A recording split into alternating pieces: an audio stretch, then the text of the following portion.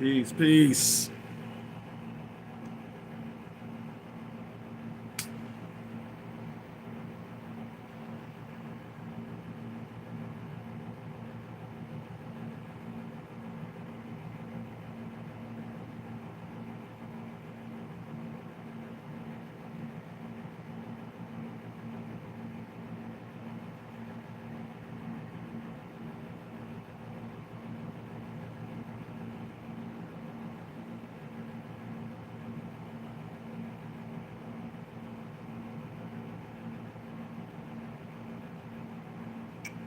All right. So we'll let YouTube do what it do. In the meanwhile, oh,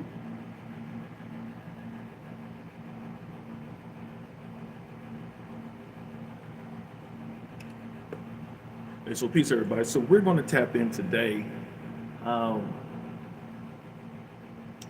bouncing back. Bouncing back from mishaps, bouncing back from disappointments, bouncing back from challenges, life challenges.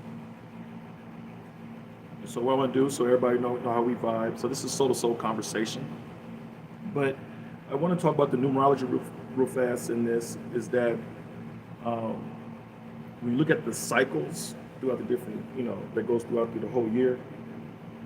So we're in a cycle right now where it's where we consider as more of an androgynous, which means that the masculine and the feminine are have equal play to be dominant or not dominant, etc. It just is open for all perspectives.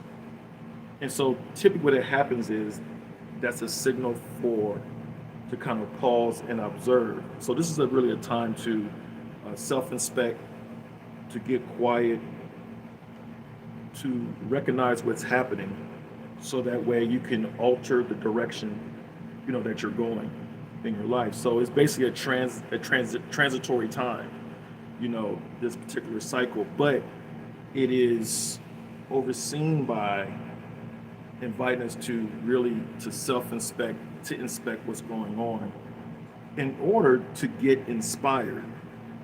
A piece in order to get inspired. So a lot of times the inspiration that we need, especially during challenging times, is often blocked by our inability to self-reflect or to get involved in self-introspection or to evaluate things from a non-biased space. And so when we fail to do that, we actually keep existing cycles, existing occurrences alive because you're actually are fueling it. What we avoid, we continue. What we avoid, we continue. So one of the things when we find ourselves under strong opposition or strong challenges in life, one of the first things that you have to be honest about is ask yourself the question, what am I avoiding? What avoidance am I operating from? Because typically the avoidance is going to stem to certain reflections. First of all, consequences.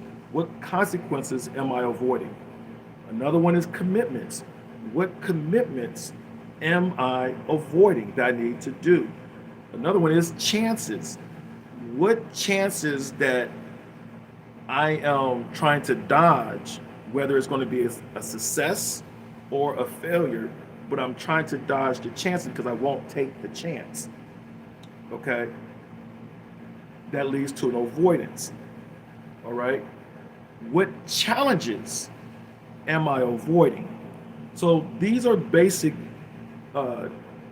non-biased limbs or connection or roots that's trying to drive behind the avoidances. Now, the avoidances can come from different areas in our life, whether it's financial, whether it's recreational, whether it's domestic, whether it's dealing with our own core values. There's a lot of different other areas in life where those things, where those things can be occurring. So when we find ourselves being drowned by life and it's bringing a lot of challenges, sometimes it can suffocate us, it can exasperate us of motivation. Because one of the things that challenges do, and what it does is it kind of seizes your willpower. or it freezes your willpower. This is happening, and I'm like, now I'm just like, oh, I'm frozen, which means that your ability to have self-determination, for you to draw, something from that inner fire that you have, it's hard to conjure from that space to move you forward what's pressing against you. Okay. And so what do I tap into? What do I need to do? I got my journal here. What do I need to do to help catapult me, to help shift me, you know, into another direction? Understand the challenges that we're facing right now is processual. There's a sequence with it. So what I mean is there's a process, and there's other things that's right there that you and I probably didn't know that exists, but nothing's existing random. Nothing existing just on its own merit. It's connected to something, okay? And so whether it's dealing with you or not, because a lot of times, a lot of people over spiritualize, like it's all got to be something dealing with you. It doesn't have to be. You could just be in an incidental position where you're at the crossroad or you're at the intersection point of something happening. For example, you could be riding a bike and all of a sudden you didn't know it, but somebody might, you drive, you're obeying all the laws and all the signals, and all of a sudden, let's just say you're just riding randomly and you ride past this yard and certain kids are playing volleyball and the volleyball hits you. You didn't manifest that. You didn't cause that. That was an incidental position. You was at the intersection of a situation or occurrence that happened to you. And so a lot of us are going through some things, I think, that are at that intersection. Like, well, I didn't really initiate this. I didn't really drive this. I didn't really fuel this. And that's completely okay, but you now got to deal with the situation because it happened to you or that you're in, okay? But at the same time is we're not going to negate the understanding that most of the situation that we're going through is stuff that we generated ourselves. So there's a variety of different lanes you got to look at, and everyone's situation is particularly different. But you look at the avoidance. What are you avoiding? Are you avoiding your commitment to your own self-growth? Are you avoiding your responsibility to exercise the proper decision? Are you avoiding to vet certain situations to see if it's, am I dodging? Am I not taking advantage of chances, or am I fearful of certain chances, right? Am I avoiding spread out challenges, whatever? So you got to look at those things. But one of the things I want to point to is hope. Hope is being able to recognize what you're going through, but being able to see past it. There's a different outcome that's possible. So that invites to understand that there's a process to get us from point A to Z. And so, but in that process, there's things we got to navigate. There's certain referred to as initiation. In other words, there's certain maybe occurrences that you might go through. For example, if something in your life requires you to become more cooperative, you might go through some initiations to test your resilience, to test your ability to be able to unite, to test your ability to begin to participate in things without self-gain. You might go through these initiations until you get there, and depending on how you deal with these certain initiations might dictate if you can get past to the other side or you'll stay frozen in your situation. Okay, and so challenges brings opportunities to have insight, to understand, and to learn what is really going on. And once we get that, then it's our responsibility to make sure that we pull the lessons, pull the insights, and reroute our thinking, reroute our hidden motives, reroute relationships, whatever we need to do to go in the other direction. All right. So some of you that just kind of chiming on, just want to let y'all realize if you want to join the Soul House, go ahead and text my number 1-844-5-WISDOM, and my team will send you the link so you can join. I was on there earlier, so I know some of y'all are wondering about that. So you can join earlier or go to the link here on YouTube and just scroll down there to the Soul House to join that. So you can be a part of the series I'll be doing, talking about the shadow psychology of the soul, and also be alerted when we're going to do this Soul to Soul tour. All right, so definitely do that. But 844-5-WISDOM, text that if you want to join, the Soul House. You'll be able to get a lot of alerts. There's a lot of things available in there. And there's some lives that are not available to the public, but available to the Soul House members. Okay, and so this well after so many hours will be available in the soul house. Okay, so anyways, so back. So you got to have hope to see past situations. So I got this going on. What happens to a lot of us is when things are going on, when we're drowned, we only can see up under the situation when we should be seeing above the situation. So let me say that again. A lot of us, when we're going through, when we're flooded with certain things and it's challenging us, and keep in mind, remember I started early talking about avoidances. What we avoid continues, and when things continue, you build momentum. So now you have a law of momentum working against you in a particular area in your life. And if you only can see, if you cannot see above, you're seeing below, you're going to drown in everything right there. So in the situation when you feel like you're being flooded, you've got to get yourself to a point to see beyond the present reality that's facing you. You're not dismissing it. You're recognizing this, but I got sight over it. When you got sight over it, you move to a space of wisdom and understanding because now you have an aerial view. Now you can see everything that's really going on. So this is where we got to talk about the process. There's a process for things happening to you. Now you got to sit there and initiate a process to circumvent kind of what's going on. So one of the things is this. We talk about the law of relativity, right? This leads to that. So something that we do or allow to happen cannot occur without the other components associated with it. So we like to say this leads to that, and it does. So in the situations, we got to recognize the connection of what's happening. Oftentimes we piece things that's going on, we separate things that's going on. It's good, but if you're separating things, you also got to piece it back together so you can see the chain or the sequences that's going on. So sometimes a problem by itself is definitely not the problem just standing by itself. It's just a symptom that leads to a trace to a root or several roots that are working together and are manifesting something at this particular time in your life. So you got to be able to tap into the law of relativity. What's all related? All right? Think about that. Think about that. All right? So what we need to do when we're drowned, we got to pinpoint. We got to pinpoint what's going on. So simply ask the question, what's happening? What should be happening? What's happening? What should be happening? If it's matching, cool. If it's not matching, you pinpoint it. Okay, this should be happening, but it's not happening. So now you got to look at why and how it's not happening. So now we start drawing yourself closer to the process of what is flooding you, the process of what's challenging you, or whatever it might be, or that's unpleasant. You're now pinpointing, right? You got to pinpoint it because you got to change your avoidance.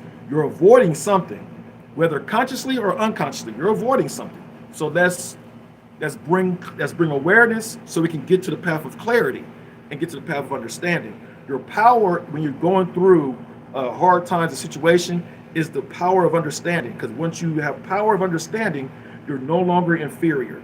You no longer have to match the energy that's coming at you. You now can alchemize, or you can operate in the principle of polarity and begin to start to switch the occurrences little by little or aggressively, wherever is required or whatever it makes sense for that opportune time. Okay?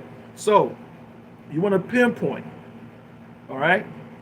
And most of the time, this is very important. So you got to exercise, we talk about the principle of correspondence, or, you can't reward the energy with the same energy. If you're catching the opposition, you don't operate in that same wavelength of it. You got to get neutral. You got to neutralize it, or you got to rise above it, and you got to apply a counter force or counter action to it. So the first phase in that, the counter force against the thing coming at you, you got to operate into the point where it becomes neutralized. In other words, it's immobile, it still exists, but it's not on the attack per se. All right. So then what you got to do is once you operate the counter force, and it might not be one action, it might be a series of actions. Why? Because it might be a series of actions that's behind the force coming at you. So that's why I say we got to look above and recognize what's going on and pinpoint and realize what resources is fueling it, what relationships are a part of it, what's the motive and intentions going on. You got to get clear on that. But you can't be reacting to the very thing coming at you because you stay on that level. You stay on that level. So what we're trying to do is to rise above the level. Well, how you rise above it? Everything's got to saying.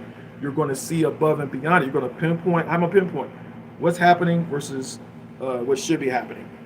And once we know the difference is not matching, we now are starting to do our tracing. We're starting the pinpoint process. That's what you're doing. All right. So once you do that, you're now going to tap into the correspondence. You got to ask yourself the real question. This is why understanding your avoidance is important. Because is what's happening, does it match you? Only you can answer that. Does it match you? Or doesn't it match you? Right? So if it matches you and you no longer want this occurring anymore, then you know you got to start changing what is inside you.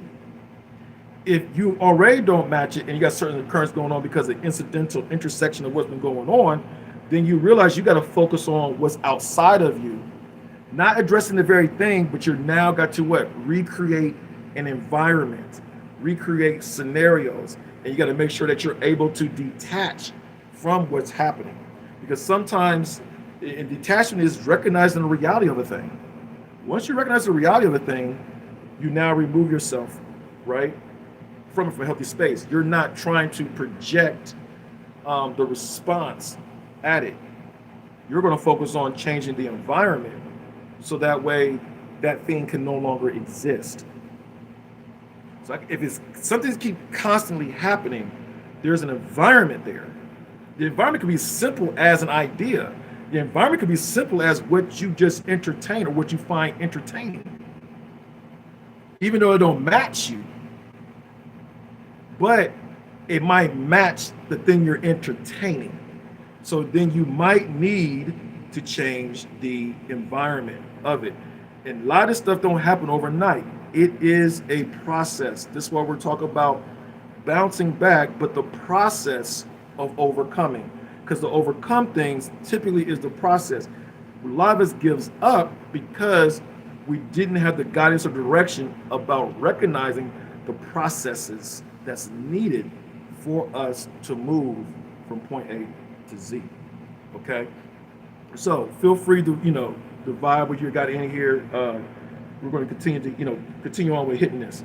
So when you recognize what's going on, when you see things are not matching you or you don't match it, then you got to be, you shift to another law. I call it the law of probability. And probability is basically saying, think about it. If I want to increase my decision making, or if I want to increase a certain outcome, I have to eliminate the extra possibilities.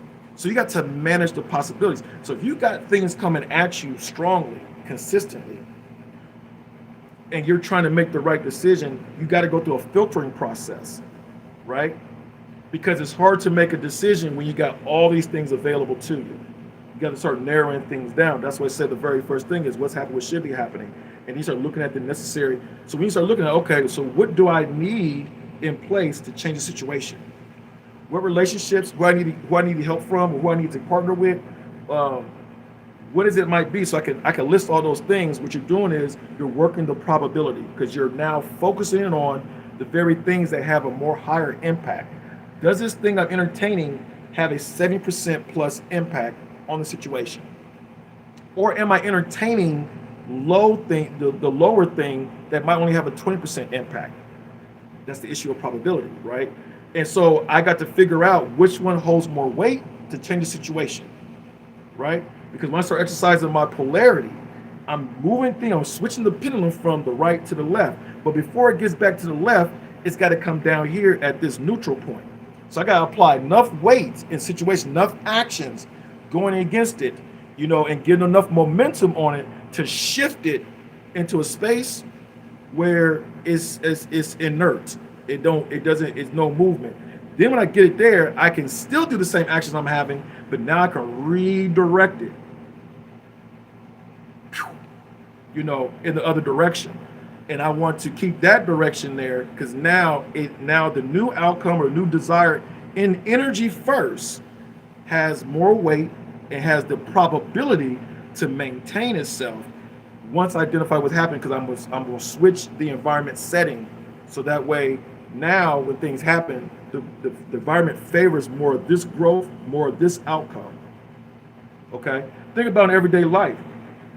If you go into a particular neighborhood and you take away the income earning potential, eventually over time you're going to change the reality in that neighborhood. Why? Because they don't have the resources to maintain a certain quality of living.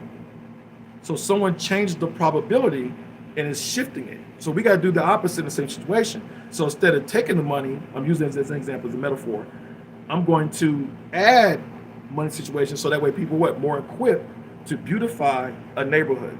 Okay, and you can apply it into different areas. Just use as a quick example, this came to my head. All right, so operating that law of probability. As you continue to do these actions consistently, now what you're doing is you're changing the averages, because something happened. So universal math is, it looks at probability and the averages and rewards it. It's not looking for the certainty.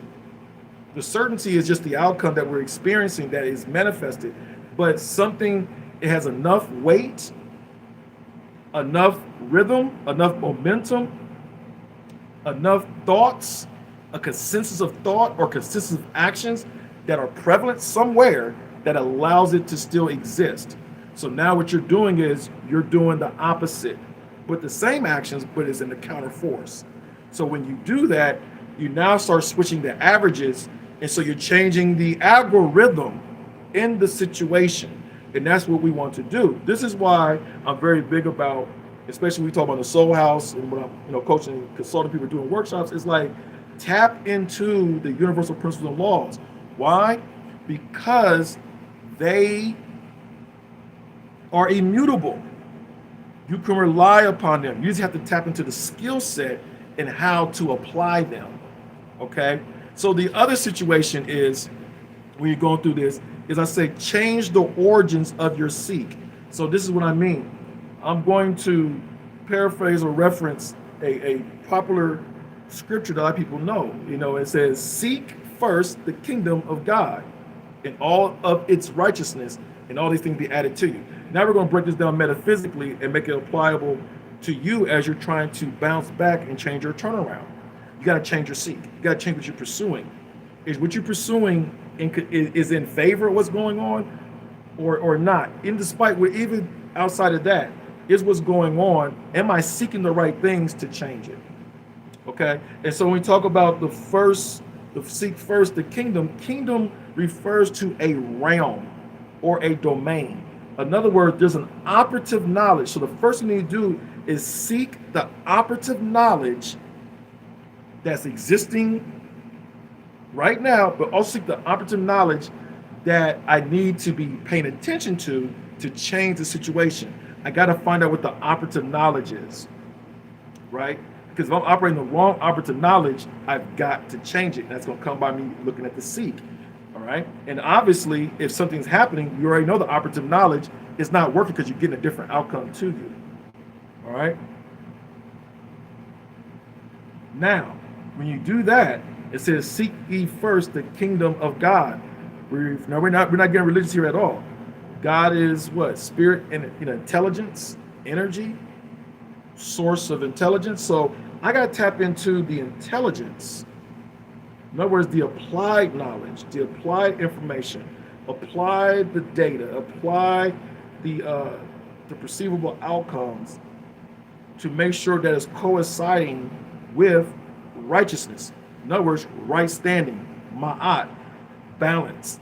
So I got to make sure, is the information I'm entertaining, do I have the intelligence to rebalance so that way things can be back to balance? Because if you have something experiencing and it's not favorable, that means there's imbalances in place. That means there's a counterintelligence in place. So I got to seek the right thing, the right information, the right wisdom, to make sure I get the right operative knowledge. Because most things happen in what? In sequences of cycles and things like that. So I got to tap into that. So now I got to replace it right? I might not need to change the whole sequence, right? They might, let's say this, let's think of a chain. Let's think of 10 links. So there's 10 links that leads to this outcome. And so, which is the sequence. So I got to change it. So I need to make sure I got the more sequence or the more links inside the chain that's favoring more of the outcome I want versus the opposite. So in this chain, there's 10 links, but 7 of those links does not favor what I need to happen for me or in a situation. So now I got to replace those 7 different links with a different operative knowledge to match the other 3 that's doing what it needs to do. Then I change the weight of what I know. I change the weight of what I'm thinking about. And what I constantly think about begins to materialize and begins to manifest, and it throws out a different signal to bring something different to me. Ooh, let me know if y'all catching this? Are y'all catching this? Are y'all getting this? Ooh, I see some comments in here. I gotta keep writing, y'all. Y'all catching this? I'm trying to help somebody here. But this, like, if you like this is stuff that we are getting down with inside the Soul House. We're about some life living, applying this stuff. All right.